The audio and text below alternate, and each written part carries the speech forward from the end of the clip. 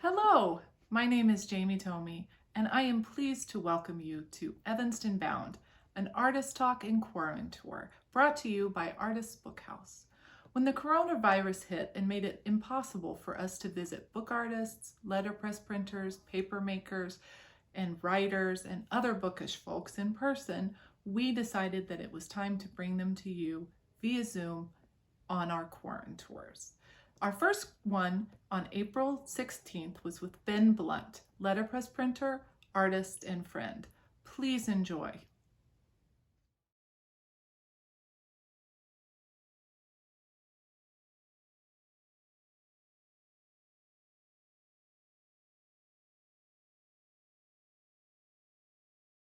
My name is Ben Blount. I live in Evanston. I've been here for 5 or 6 years now. I'm a graphic designer and printer, letterpress printer. I have a storefront studio in Evanston on Florence Street, 1123 Florence. Now, if people know 1100 Florence, Lisa D's gallery. I'm right down the street from there. And so I make stuff, make posters and books, and have been able to, leave my apartment and come to the studio every day. So I've been trying to make stuff on a regular basis, even during the COVID quarantine. I'm also an art director, so my day job is an art director at an ad agency. So I come in early before work at the studio, make some stuff, and then hop on the laptop and make more different kind of stuff. And actually do your job. So what time do you get there to the studio on Florence? What time have you been going in? At first, I was getting in at like 6:45, 7. Today, I got in at 8. So Sure. yeah, so it depends. I usually give myself an hour or hour and a half before work starts to kind of try to get some stuff done. And even during lunch, I'll as soon as it's lunchtime, I'll hop on and keep making or printing or planning or stuff like that. Yeah, so you live just a few blocks from there, right? So you're able to just walk over. Yeah, I can walk over in less than 10 minutes. So it's really nice. Yeah, that's good. That's good. A lot of people live farther from their studios, so I was just curious how that has been working for you as far as popping over. Um, so we can talk about that a little bit more later about why or what the actual goal is for you. But let's back up a little bit. We hung your work at the South Branch of the Evanston Public Library like 5 days before schools closed and the libraries closed and everything shut down. We hung it on March 6th, I think, was the Sunday, or March 7th, something like that, 8th, maybe. And we had intended to have a artist talk and like printmaking session with you at the library. Can you talk a little bit about your work that's there, and how that came about? Because it's just so gorgeous. I'm sad that people haven't been able to actually see it yet. But can you talk a little bit about that, and then where your inspiration comes from in general for your work? Sure. I'm going to walk over to where I have some, I'll show you some of the prints. All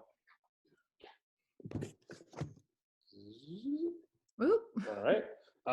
It's a series of 12 prints. I made them last year on the occasion of Black History Month. And the idea, I did this show with my wife, Melissa. The idea was to focus on Black women and talk about the contributions of Black women. And so I did letterpress prints, and she did some fabric work. And so I did these series of 12 prints. They look like this. Mm-hmm. So this is one of them. And they focus on 12 Black women writers.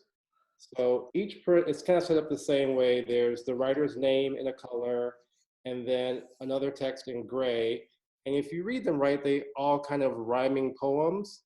So it mentions the name of the writer, something about them, and some of their work. So there's Zora Hurston, and she's for January because she was born in January. It's a calendar of sorts. Alice Walker. Uh-huh. Miss Editor, Womanist Author, The Color Purple, Alice Walker.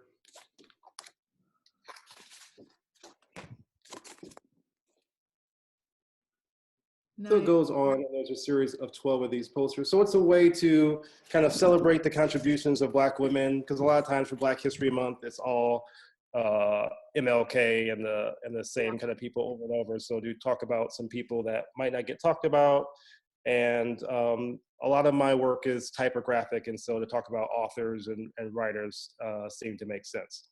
For the library show?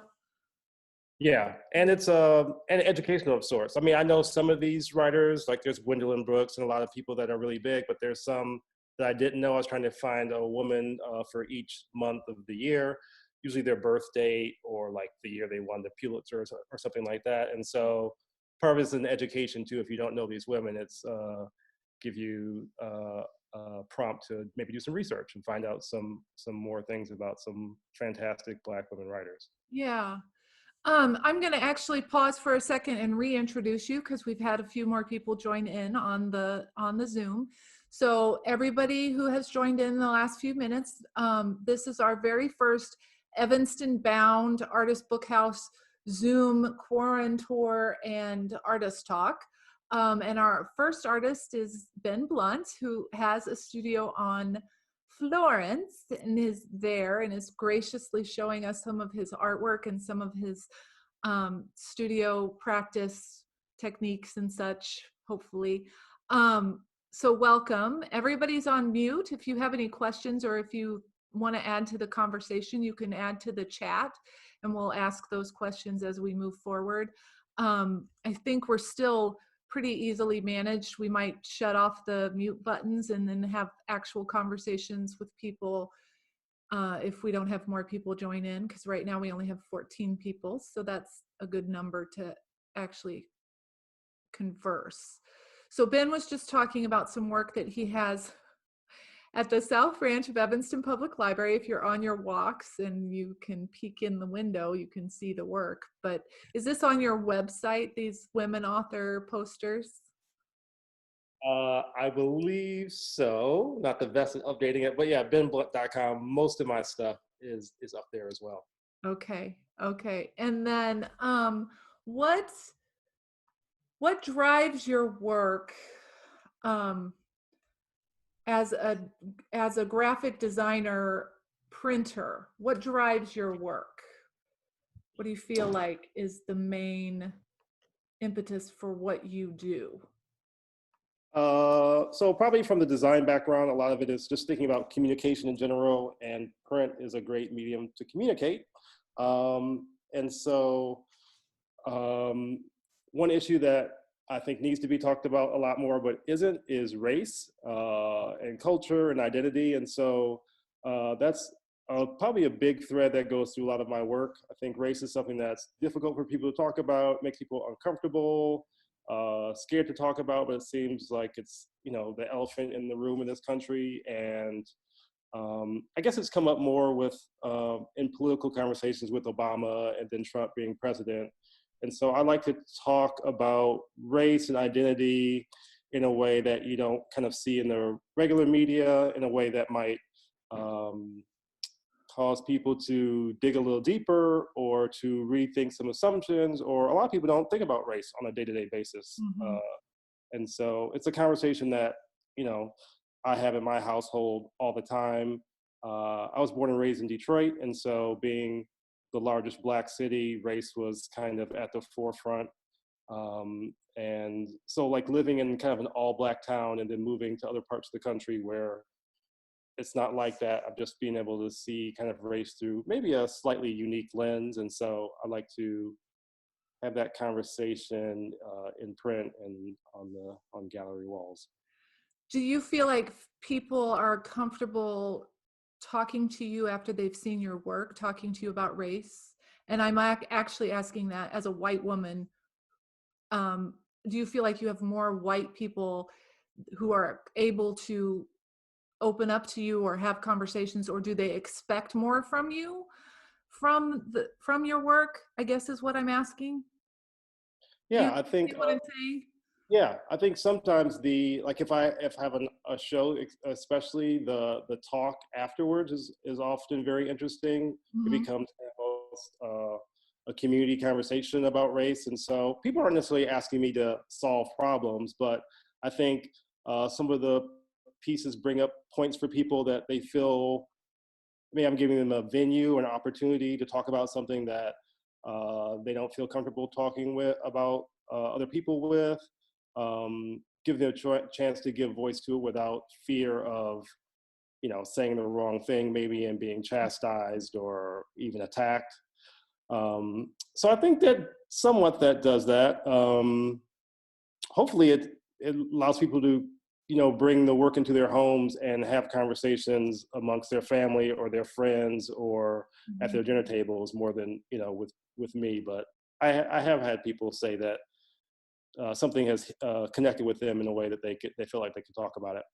That's good. That's really good. Do you feel like you are um, sort of a driving force, not just in Evanston, but in our globalish community for those conversations as an artist who speaks to these things, the racial disparities and differences and all of those racism issues, overall umbrella that's Yeah. so huge. But do you do you feel like you're just trying to contribute, or do you feel like you are sort of a leader in that? I guess that's a weird question, because Yeah, I don't I like feel the like you and leader. Melissa are leaders in that. You and Melissa. I'm trying to have a contribution, and I guess in Evanston, a place like Evanston, where the conversation is already being had, we have these courageous conversations in the schools.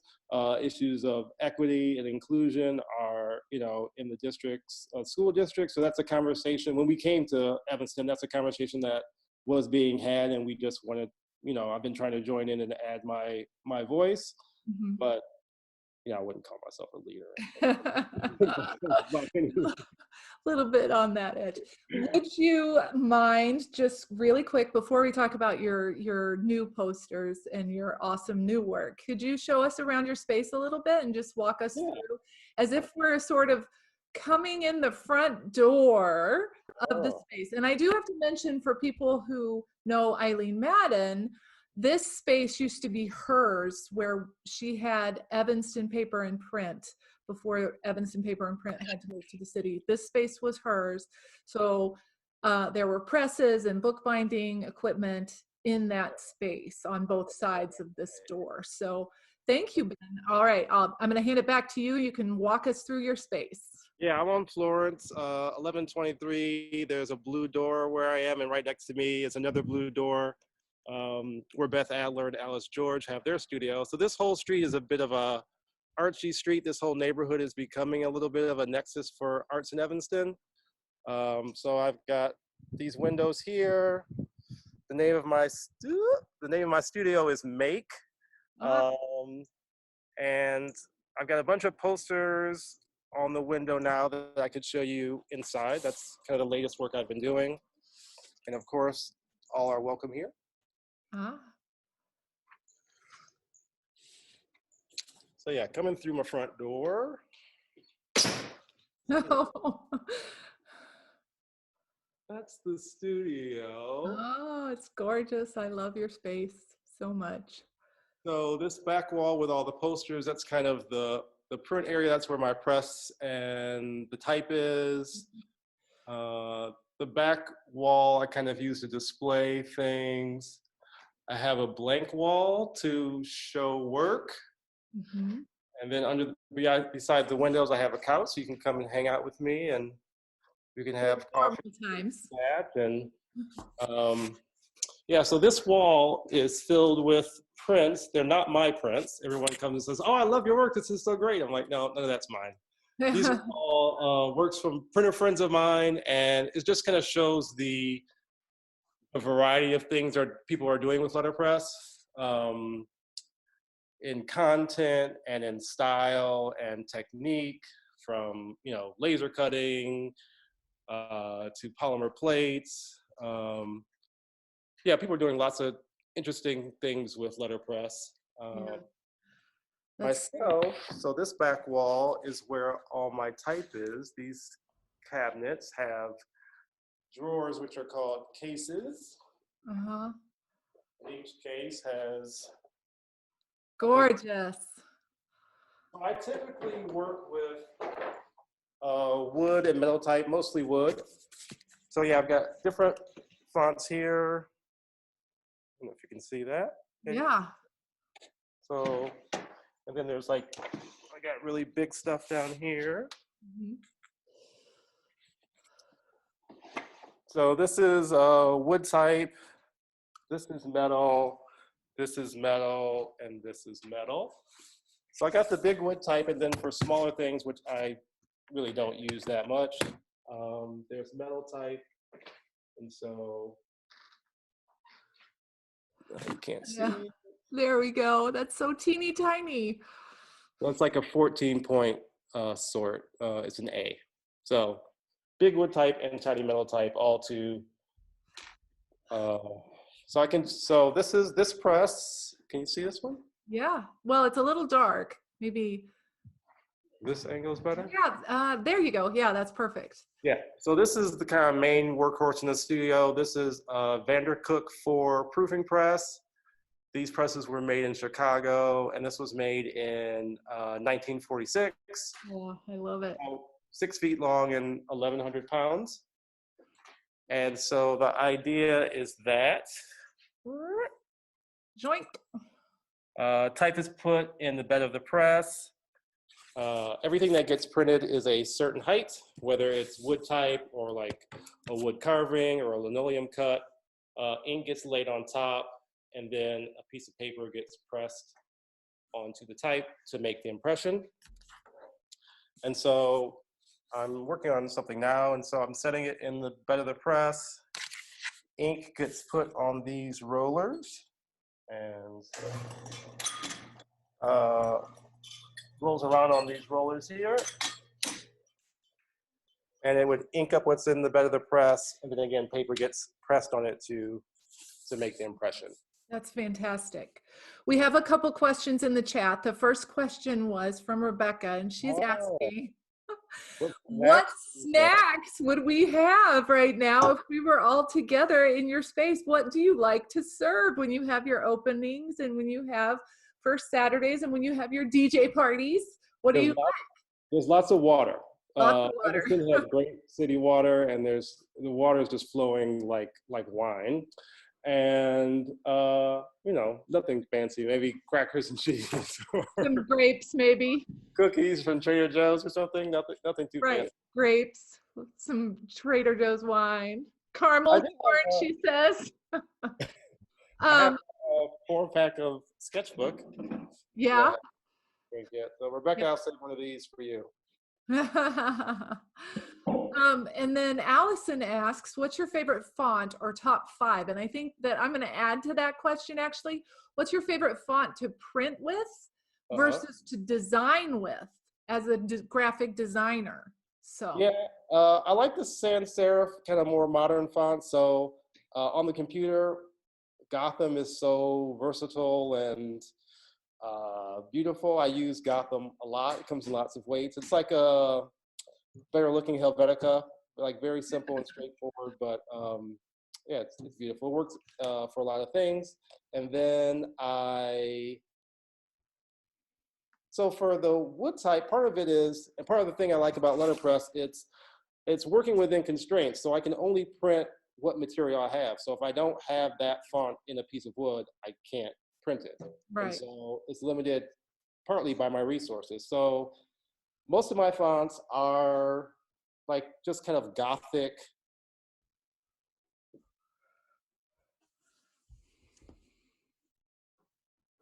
Yeah. So like this is 8 line, which is 8 picas, which is like almost 1.5 inches high. In Letterpress, we measure in points and picas as opposed to inches. So this is, I have a lot of this. So in a lot of my posters, you can see it's almost like I have a style because of the type I have. You'll see the certain fonts used over and over again because those are the fonts I have. So that sort of drives your. I have them, but might not have. Yeah.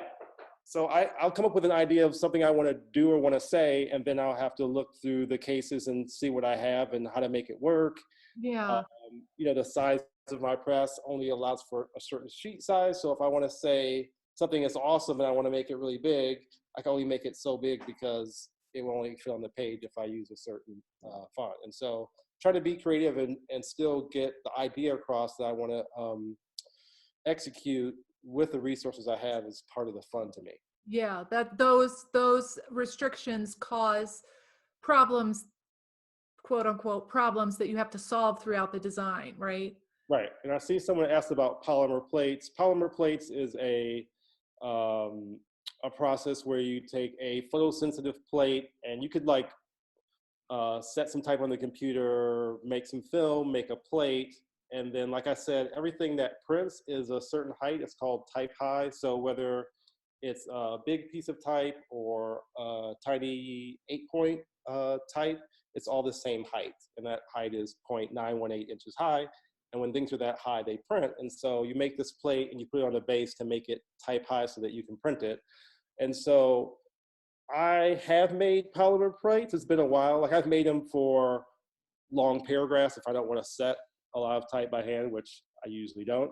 Uh, but typically I just try to work around making the plates because, like I said, I have a day job as an art director. So every day I'm on the computer 9 to 5, designing, and I have unlimited options and unlimited effects I could do. And so working this way on the press, I like to make that, as different as possible. And so I try to typically stick with wood type and the metal type that I have available just to work within those constraints. Yeah.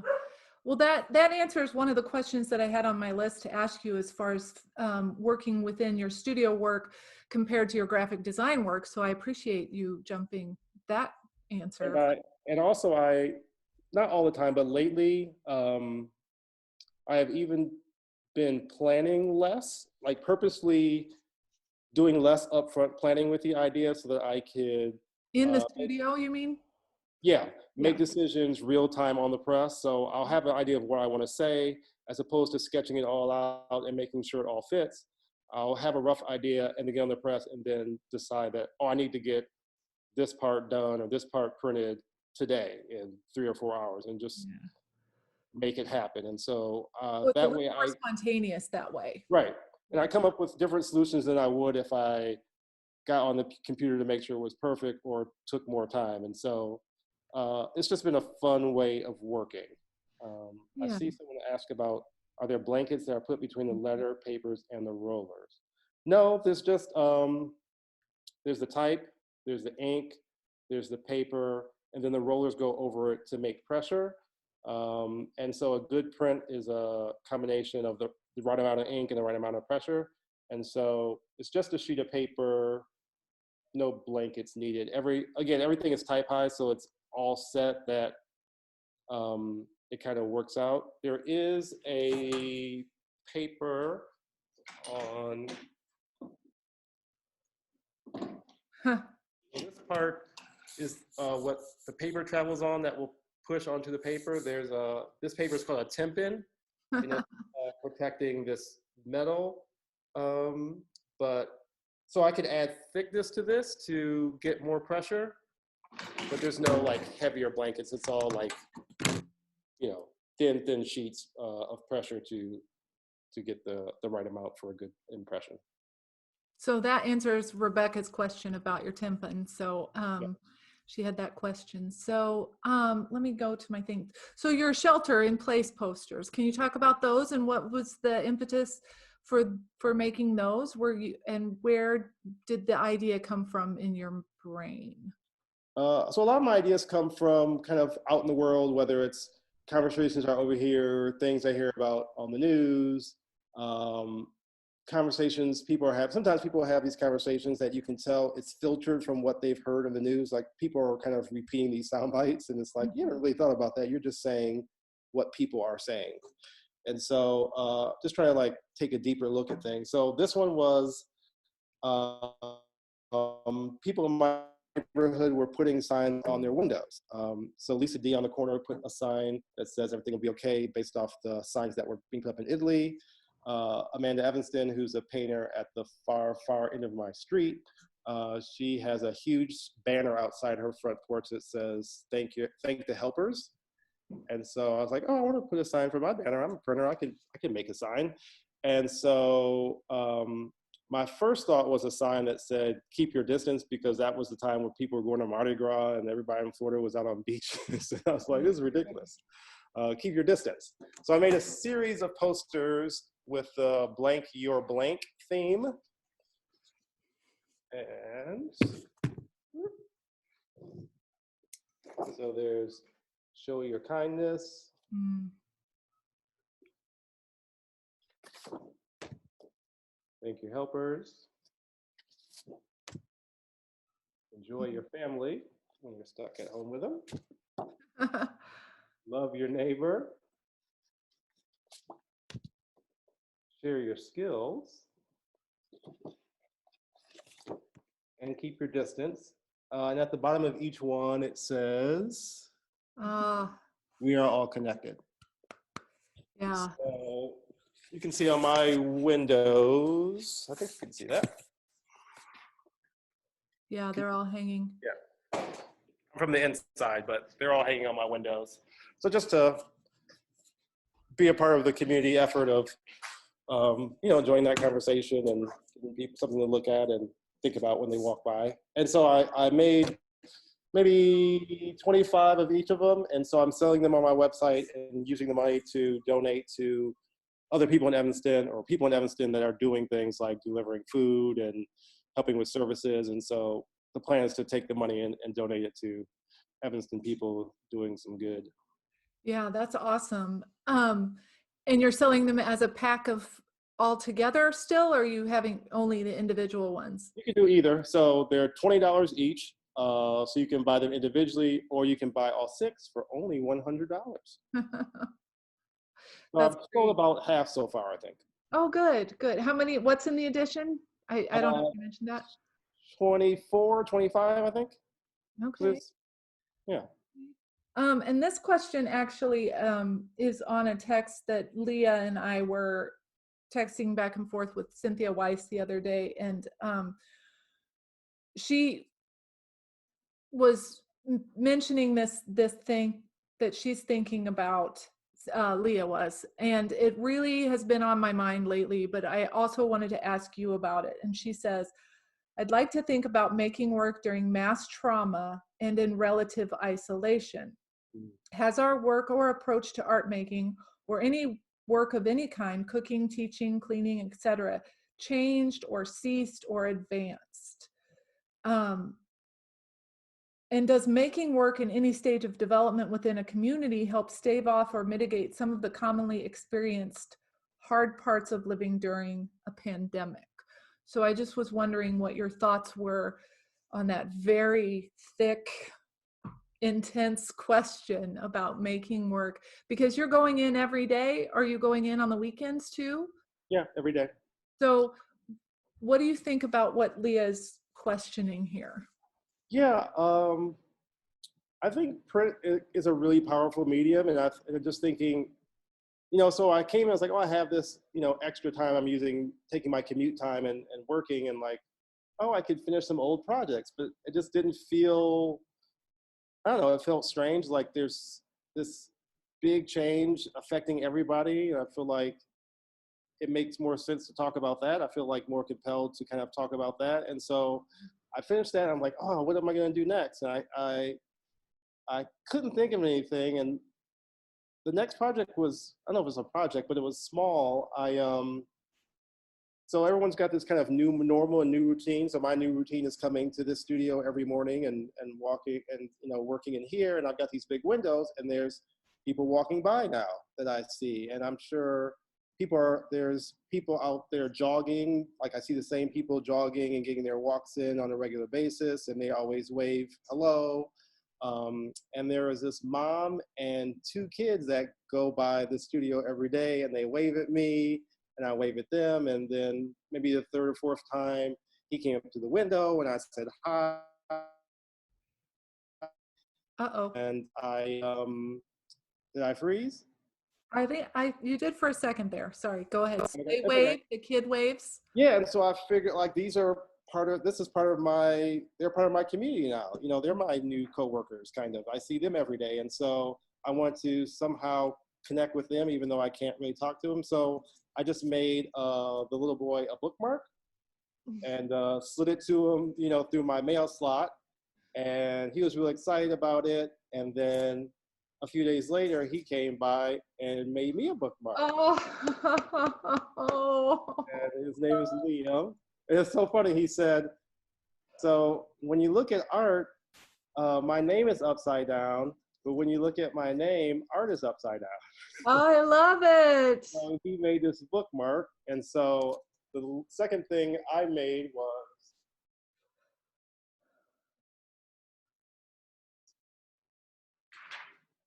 so yeah, I found out his name is Liam. He's 5 years old, and his baby sister, who's always in a stroller, is Virginia, and she's 1.5. And so I have another sign on my window that I didn't show. So I made a sign for them and put it in my window. Ah. Oh, that's lovely. That's so So they lovely. saw that the other day and took a picture. And so I'm kind of having this. And then today I got something.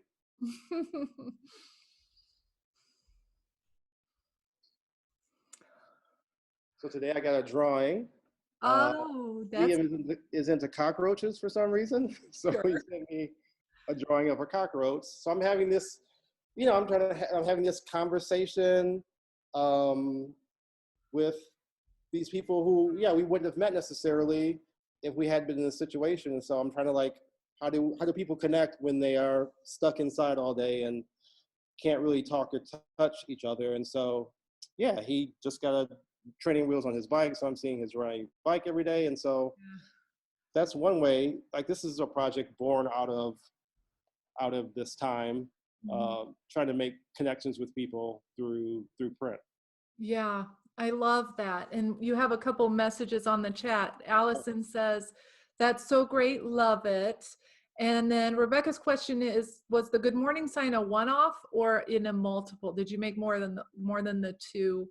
I hand inked it, so I made 5 of them. So I put Okay, one in the window, and then I'll probably give them a 2 or couple. 3, and I'll keep one. Yeah, I love that. That's such a lovely thing for you to do for the people that are walking by. And are you feeling, how is that inspiring you? Clearly, Liam and you have now this artist exchange going on. How is that inspiring the work that you are starting now and that you're moving in toward to, like, what are you working on now, and how is that partnership with Liam inspiring your next pieces in the studio? Yeah, the thing I have on press is directly influenced by that. So my idea is like, oh, I'm making these connections with him. Like, who else? How else can I connect with people? And so I'm making uh, a sign for, you know, and the idea of, you know, neighbors and people, you know, are calling their kids their coworkers. Mhm. And, you know, how do we build this community, and what is your community when you're all stuck at home, or who are your coworkers when you can't go to work? And so making a sign for my neighbors, and I'm going to print a bunch of them and hand them out to everyone. I'm trying to figure it out. Right now, I'm thinking everyone on Florence Avenue from Dempster to Main Street, Oh, okay. or like a 2 or 3 block radius. So, like, print a couple hundred posters and hand them out to my new neighbors to kind of say that, hey, we're on this together. We're all connected. We're, you know, you might not even know me, but hey, I'm on the same street you're on, and so we're neighbors. And just this idea of like solidarity and bringing people together. Hopefully, that will last beyond this, you know, epidemic when we're actually out in the world again. Yeah. What are you printing on those posters? And then the second question is, how do you think that things are changing in a more permanent way? So double question. So what are you printing on the posters? And then the Uh, second question. yeah. So the poster says, "We'll get through this together," and it says, "After all, we're neighbors." Oh, I love that. And then you just mentioned maybe things changing or continuing to be neighborly, or I don't even remember how you exactly said it, but what do you think things will do after this is all over? How do you feel things will change, or do I'm, you feel things I'm will trying to be optimistic. change? I Okay. think people tend to go back to what they're used to. Uh, the difference here maybe is that is affecting everyone. Hmm.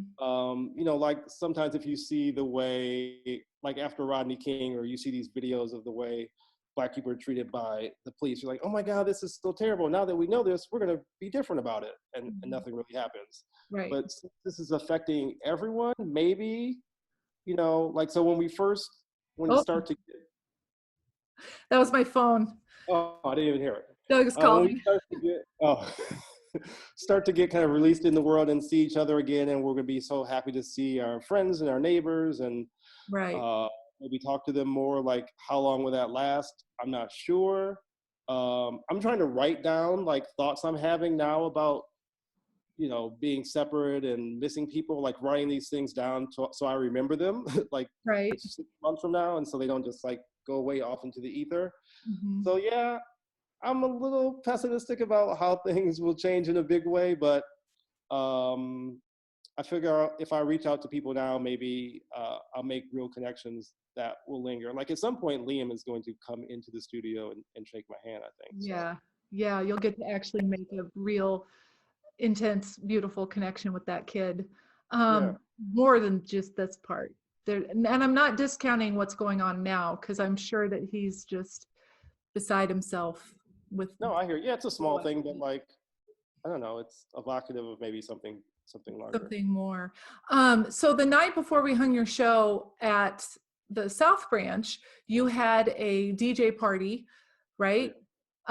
Do you envision having more of those once this is all over, or just going back to regular studio things, or because for me, one thing that I've realized about myself is that I'm a little less introverted than I thought I was. Oh, And my jobs are as a teaching artist and as a library assistant person, I'm with people all the time. right. And I am missing that so much. I'm missing the joy of children learning. I'm missing having classrooms. I'm missing talking to people at the library and talking about books. So I feel this might change, but I want to do more, like going to different things and being out and about more than I had been Yeah. um, before this. So how do you envision make as your studio and gallery space embracing a new paradigm once this is over? Do you feel like you want to lead a charge of more of those events, or sort of that kind of idea, or are you just waiting to see what will happen? No, definitely. I mean, yeah, as long as it's safe, I definitely want to do more. That was my thought for having this space. I mean, I wanted a space, I was in my basement before I was here. And so I definitely wanted a more public space with these windows, and a large place to fit a lot of people. So I would love it for people to, so I'm open sometimes where we had that party where there was music playing and I'm printing and people are learning about printing. But after, sometimes people have been here 2 or 3 times. They've seen me print before. They get it. And they just come in and they sit on the couch and they Mhm. chat with whoever's here. And you So just hang I out. would love this to be a place where people could come and hang or just be. So my wife makes stuff. I've had a buddy of mine just come in on a Saturday. I'm here most Saturday mornings. He just comes in and does work. So he's at his table with a laptop and he's working and I'm printing. And people will walk by and come in, and yeah, like just a kind of a community kind of atmosphere. And I feel like this whole block could be that. It's not like a highly trafficked area, but it's a place where there's a lot of interesting things going on. Lisa D has regular openings first Saturday of every single month, and just a place for people to get together and hang. I find just at home that, we talk about getting together with friends and it's always like hard to do and like trying to figure out days. And I think it's because they have to be so scheduled as opposed to, and you want your house to be clean and the timing's not right, and it's like if people could just come and hang and doesn't have to have an agenda and just be with other people, I think that's a good thing. And talk about ideas, talk about Yeah. whatever's on their mind. So yeah, I definitely want to do more of that. I was planning a big kind of. I've been here a little bit over a year, and I was planning a big kind of open house party this summer. I don't know if that's still going to happen, but yeah, that was the idea, and so maybe something like that. Yeah. Plus Fingers regular. crossed we'll get to do Yeah, something like that. yeah. So right now, I'm going to thank you very much for having us, Ben. And I want. Hello, I hope you enjoyed the Evanston Bound with Ben Blount. If you would like to see more of his work, please visit his website at www.benblount.com. His last name is spelled Blount, so that should help you get to the website. If you need more information about Artist Bookhouse, please visit us at our website, artistbookhouse.org. And if you want to support further programming for Artist Bookhouse, please click on the Donate tab. Thank you. If you want to view more Evanston Bound videos, please check out our other videos on YouTube. My name is Jamie Tomey. Thank you for visiting with us.